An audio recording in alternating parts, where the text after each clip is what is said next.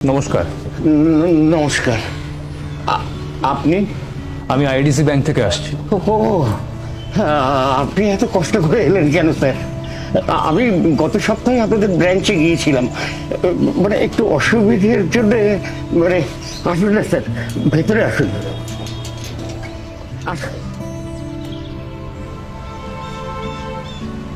একটু চা দেবো? চা? না, আমি চা খাই না, থ্যাংক ইউ। ও, আপনার লোনটা প্রায় 8 মাস ধরে ওভারডিউ চলছে, ইএমআই দিচ্ছেন না কেন? আপনি বসুন। হ্যাঁ, মানে আমি জানি এই কাজটা খুব খুব অন্যায়, তো এমন একটা সমস্যায় মানে আমি খুব শিগগিরই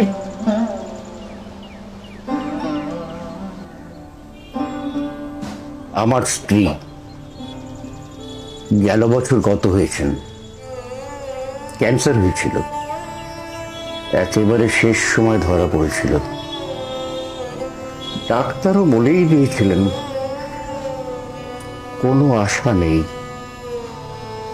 আচ্ছা, আশা না থাকলেও মানুষ কি চেষ্টা করবে না? আমিও সেই চেষ্টাই করেছিলাম। যদি আর কটা দিন, সারা জীবন টিউশনি করে যে সঞ্চয়টা করেছিলাম তা এতেই শেষ। কিন্তু আপনি কোনো চিন্তা করবেন না স্যার, আমি একজন শিক্ষক স্যার, আমি কখনো কারোর কাছে 1 টাকাও ঋণ রাখিনি স্যার।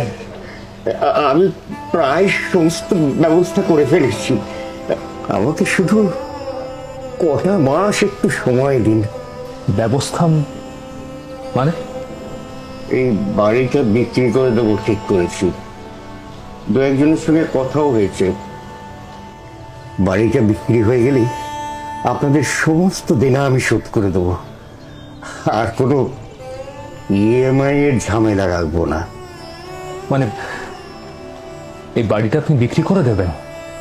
কি আর করবো স্যার, ছেলেও এখানে থাকে না, আমি আর কদিন একা মানুষ, চলে যাবো কোথাও একটা। একটা প্রশ্ন করব? হ্যাঁ, নিশ্চয়ই। আপনার স্ত্রী তো গত হয়েছেন প্রায় বছরখানেক বললেন, কিন্তু এই লোনটা অনেক বছর ধরে চলছে। এতটা বেশি অ্যামাউন্টের লোন কেন নিলেন? কি আর বলবো স্যার, এই যে তো খুব বেশি দূর লেখাপড়া করতে পারিনি, ওই কোনো রকমের টেনে শুনে গ্র্যাজুয়েশন। তারপর বাবা মারা গেলেন, ছেলেকে দায়িত্ব নিতে হলো, তখন থেকেই এই টিউশনি পড়িয়ে আর আমার পড়াশোনা হলো না।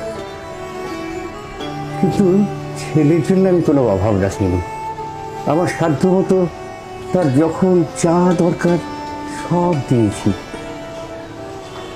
শেষে বিদেশ যাত্রার কথা এলো, তখন আমার সাথে আর কুলোলো না, সেই জন্যই ওই ব্যাংক থেকে টাকা নিয়ে। আসলে কি জানেন স্যার, আমার মনে হচ্ছিল আমি যেন বিদেশে গেছি পড়াশোনা করতে। সে ছেলে কি এখনো? সে আর এখানে ফিরবে না, বিদেশেই সেটেল করে গেছে। কি বা করবে এখানে এসে? কি আছে, কি আছে এই বাড়িতে?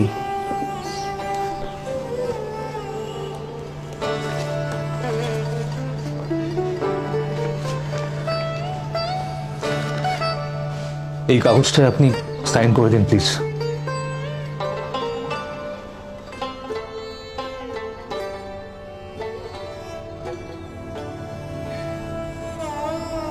এতে কি আছে? এটাই সাইন করে দিলে আপনার আপনার সমস্ত লোন মাফ হয়ে যাবে। মাফ? কিন্তু আমি তো আপনাদের সমস্ত লোনটা শোধ করতে চাই স্যার। আমি শুধু একটু সময় চাই। সাইন করে দিন না স্যার, প্লিজ সাইন করে দিন। অন্তত অন্তত এটুকু তো আমায় করতে দিন। মানে হ্যাঁ স্যার, আপনি হয়তো আমায় চিনতে পারেননি। আমি আমি অভিষেক পাত্র। 2004 সাল বুধবার থেকে শুক্রবার সন্ধ্যে 6টার ব্যাচ। আমি আপনার কাছে 2 বছর অ্যাকাউন্টস পড়েছি স্যার, মনে পড়ছে? আপনাকে মাইনে দেওয়ার মতো সামর্থ্য আমার তখন ছিল না। যখন অন্য ছেলেমেয়েরা আপনার মাইনে দিত, তখন আমি ওইখানে বসে বইয়ের মধ্যে মুখ গুজে চুপ করে বসে থাকতাম। আপনি কিন্তু সবই জানতেন স্যার, সবটাই বুঝতেন। তবু একটা দিনের জন্য আপনি আমার কাছ থেকে মাইনে নেননি। আপনি পড়িয়ে গেছেন।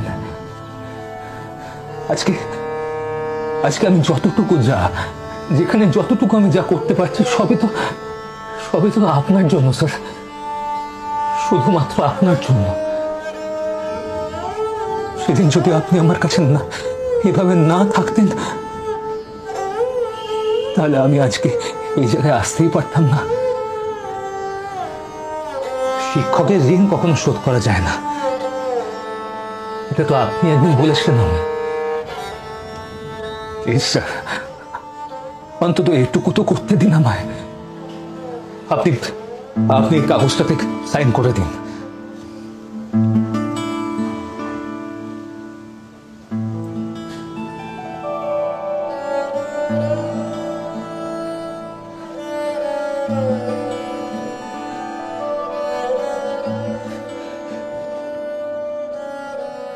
শিক্ষক শিক্ষিকা, মা বাবার পরে এই মানুষগুলোই আমাদের হাত ধরে হাঁটতে শেখান সঠিক পথে। না, ওদের সঙ্গে আমাদের কোনো রক্তের সম্পর্ক থাকে না। তবুও আমরা জীবনে কোনো সাফল্য অর্জন করলে ওদের চোখ জলে ভরে ওঠে। শিক্ষক শিক্ষিকা, মা বাবার পরে ওরাই আমাদের কাছে সৃষ্টিকর্তার দেওয়া সেরা উপহার। আল্টিমেট মিডিয়ার তরফ থেকে পৃথিবীর সমস্ত শিক্ষক শিক্ষিকাকে আমরা জানাই শুভ শিক্ষক দিবস।